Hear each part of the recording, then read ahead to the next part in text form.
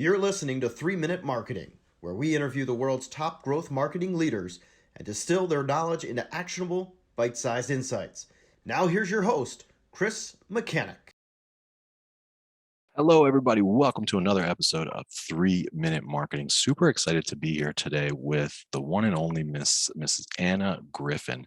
Anna is a very seasoned marketing executive. She's currently CMO at Intercom, which is an awesome growth plan that kind of breaks down the sales and marketing divide.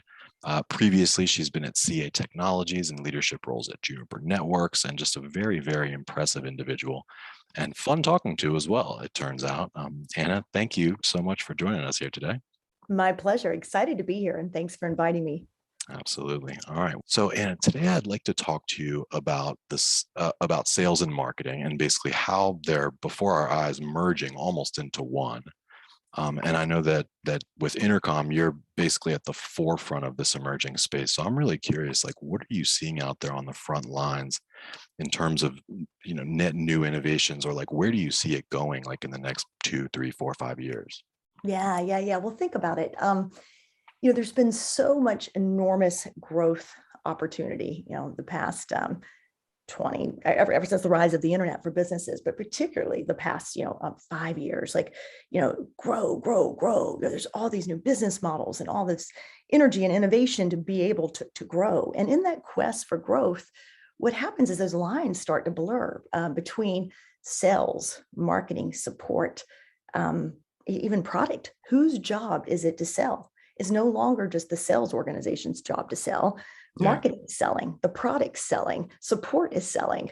Selling is happening, across the entire customer life cycle in this, this push for growth. And so when you think about it, the roles really do get overlapped. So let's say a sales representative is on the phone and is answering a support question from a customer on a free trial in order to convert that customer to a paid plan. Or maybe a marketing representative is upselling a new product while leveraging a customer's historical, usage or support interactions. And so you can even see how customer support, starts to jump in as a marketer, trying to talk about upcoming product releases and with customers. So you see this big overlap, and in a world where that's happening, you really do want to find a platform, if you don't mind me saying Intercom, as the platform to do that allows a seamless interaction between all of those different functions of a company. That ability to have a single customer record, that ability to pass off to sales if you know that you've got a very hot lead, or that ability to pass over to support if you know somebody actually needs support more than they need a transactional moment. And so I love where the future is going, in the ability to have a single customer record to do that, a platform to do that. Yeah. And what I really love is what AI and first-party data is enabling in those transactions. So Intercom is rich, AI platform that allows every customer interaction across the entire customer lifecycle to essentially learn and build. And so from the very first moment it might interact with you on a website, into a product demo or a trial, or over into an engagement with the product, it knows everything that you shared about it. And then it can actually create these really rich experiences, which really matters in a world where third-party data is going away. In a cookieless world, you've got to be dependent on first-party data. So I'm excited when I see the technologies for deep engagement. I think engagement is the future of business, is the untapped area for the next generation of growth. Wow, that was amazing, Anna. I have 100 questions for you. I want to be brief, but and we can talk more later. And if you guys are enjoying this, you can check out the extended cut version. But if you think about it, it's like, first there was sales and marketing completely siloed. Now we're in this kind of phase where they're integrated, and most folks know that they ought to be integrated and they see the value of integrated them, but it's still very much an analog thing. It's like analog integrated, but you just gave us a glimpse toward a potential future where we actually point some technology at that to identify these opportunities, because the fact is right now, like, your support people aren't salespeople, right? if there were a salesperson on that same call, they would be like, oh, this is an upsell opportunity. Oh, let's solve this and upsell.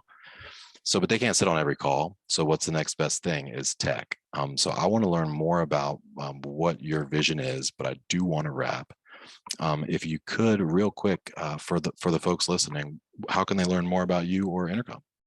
Well, check us out at intercom.io, and you'll see all of our solutions for the customer lifecycle and how to more deeply engage real time, in context, in the moment. And you'll see how it can be a game changer for acquiring customers, engaging customers, and ultimately supporting customers.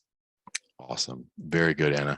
If you're liking this, please drop us a like, comment, share with a friend. Anna and I will continue talking. I'm curious to learn more about Intercom as well as some of the other applications for this kind of tech. So stick around. You'll probably find a link somewhere in the show notes or around this video, or it might just start right after this if you're on the website.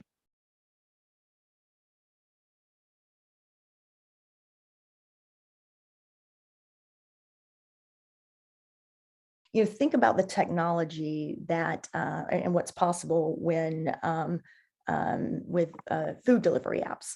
So let's pretend you're a food delivery app and you're a customer. You've ordered. Let's pretend you ordered from Wendy's, and your driver. The technology knows your driver is going to be held up 10 minutes in traffic.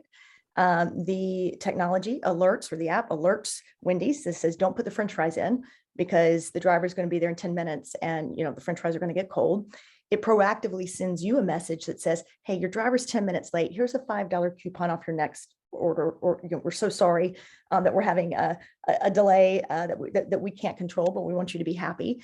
Your food arrives on time. Your driver gets tipped because expectations were set that he was going to be delayed.